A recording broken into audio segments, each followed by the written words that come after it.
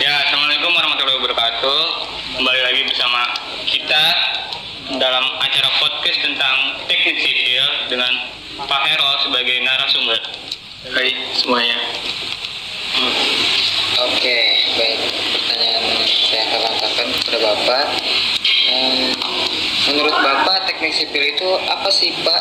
Dan kenapa Bapak tuh memilih jurusan teknik sipil dulunya? Oke, pertanyaan menarik.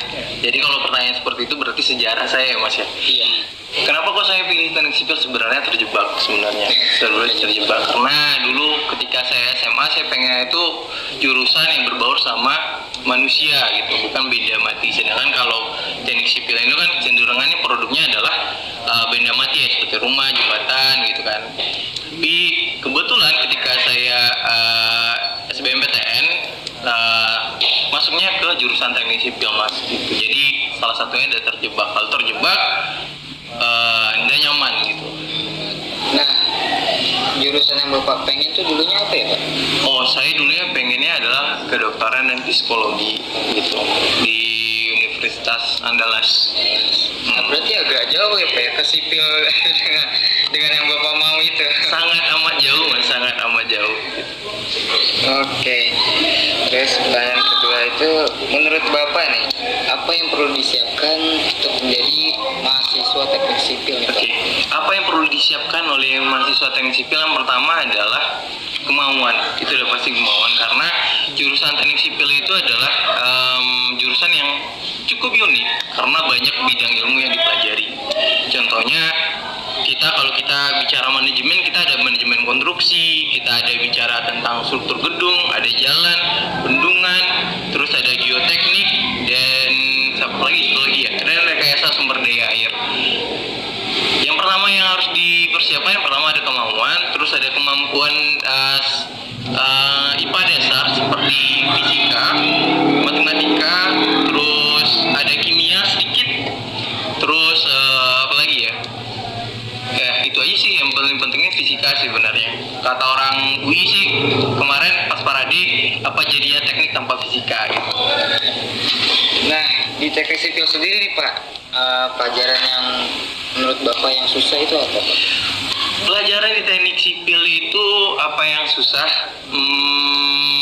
Yang lebih susah di... Oke.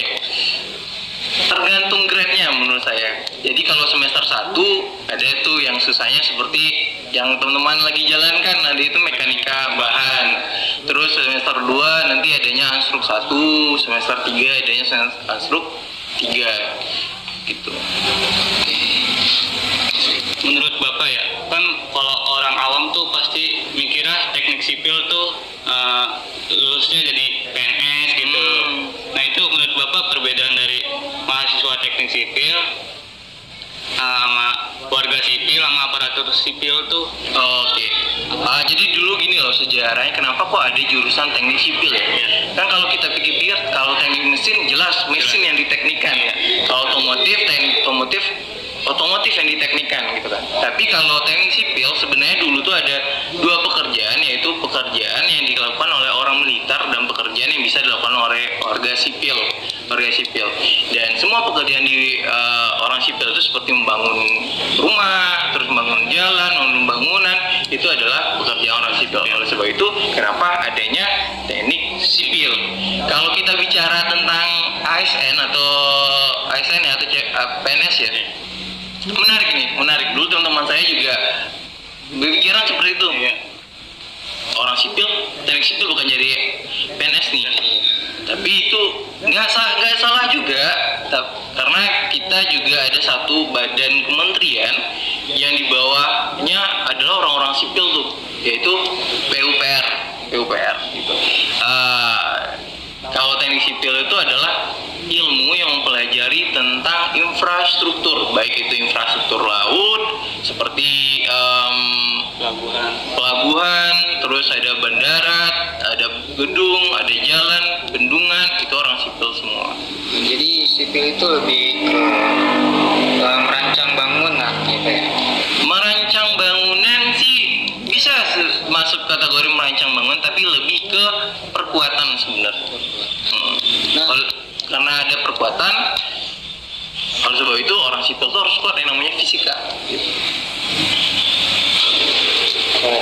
Kalau perancangan berarti itu apa bedanya sama arsitektur ya Pak? Oke, bedanya sama arsitektur. Kalau kita bicara tentang arsitektur, kita kata awal dari arsitektur itu kan artinya arts ya. Arts itu artinya apa? Seni ya, seni keindahan. Jadi orang arsitektur merancang bagaimana sih bentuk dari suatu bangunan atau infrastruktur, yang pelaksananya orang teknik sipil. Jadi termasuk perkuatannya. Jadi bangunan-bangunan contohnya seperti bangunan yang menarik, contohnya seperti apa? Yang pernah dilihat? banyak sih Pak. Mungkin Salah satunya Masjid Raya Sumbar ya. Masjid Raya Sumbar itu kan cukup menarik ya. Itu yang mendesain adalah orang arsitek. Orang yang merancang itu adalah orang arsitektur, sedangkan yang bikin bangunan itu kokoh adalah orang sipil gitu. Walaupun pada dasarnya orang sipil dan arsitektur itu selalu baku hantam tuh, gitu. Selalu seiring selisih pandang, tapi kita selalu berada di satu payung. Jadi ketika di luar kita akan saling support satu dan lainnya. Nah, Pak, setelah lulus dari teknik sipil ini atau apa yang bisa kita katakan itu sebagai sarjana, nah skill apa sih Pak yang sangat dibutuhkan di masa sekarang ini Pak? Oke. Dunia itu dinamis, semuanya bergerak terus. Jadi dulu zaman saya semi digital, maksudnya itu kita masih belajar manual, terus ada digitalnya, seperti ada ArcGIS, ada AutoCAD, terus ada SAP, ada etap yang dipelajari.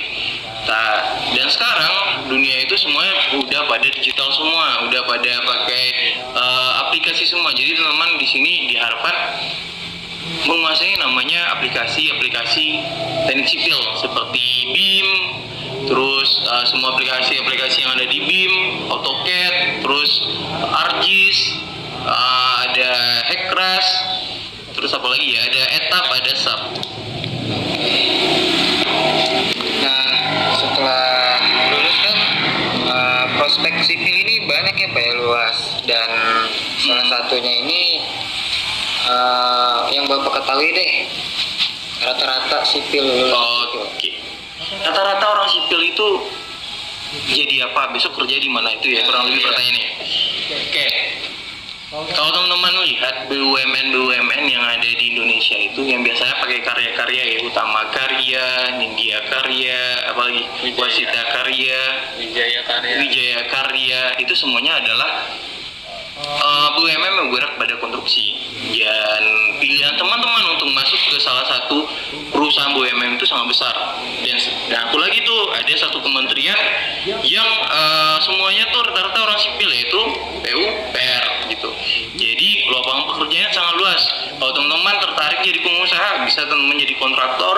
Terus kalau teman-teman lebih tertarik menjadi pengawas, teman-teman bisa jadi pengawas lapangan. Terus apabila teman-teman pengen merencanakan, teman-teman bisa masuk ke konsultan perencana.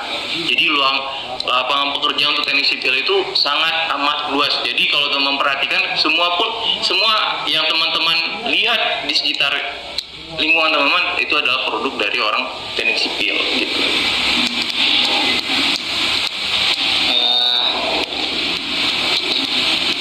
Mungkin ini yang terakhir ya Pak ya. Kesan dan pesan untuk mahasiswa teknik sipil itu apa ya? Oke. Kesan pesan untuk mahasiswa teknik sipil khususnya Universitas Pelita Bangsa ya. Di teknik itu slogannya sama saja yang saya pakai dulu. Di teknik itu tidak boleh manja, tidak boleh manja. Bisa manja itu bukan hanya tentang senioritas, tentang fisik, bukan itu, tapi salah satunya adalah tugas. Jadi jangan malas bikin tugas. Tugas itu bukan untuk dosen, tugas itu bukan untuk memberatkan teman-teman, tapi untuk mengupgrade skill teman-teman. Itu aja dari saya. Nah, kan soal bahas tadi tugas apa ya? Tips belajar ala Bapak itu gimana, Pak? Tips dari saya untuk belajar, kalau dari saya pribadi, saya selalu mengulang pelajaran yang saya dapat di hari itu. Saya ulang, lalu next harinya saya tidak akan membahas soal itu lagi. Saya akan beralih ke materi lain. Jadi jangan terfokus sama satu mata kuliah aja, karena di teknik sipil itu semua mata kuliah penting, karena mata kuliahnya kebanyakan berantai. Jadi jangan pernah menumpuk pekerjaan itu di satu waktu. Jadi sistem kebut semalam jangan, karena hasilnya juga bakalan nggak bagus. Nah, dengar baik-baik ya teman-teman, khususnya untuk teknik sipil. Oke, itu. Nah, terima kasih kepada Bapak Herol yang telah menjadi narasumber kita pada hari ini dan telah memberikan kita sedikit sharing-sharing seputar teknik sipil. Sekali lagi terima kasih banyak, Pak. Oke. Baik, podcast pada kali ini kita tutup.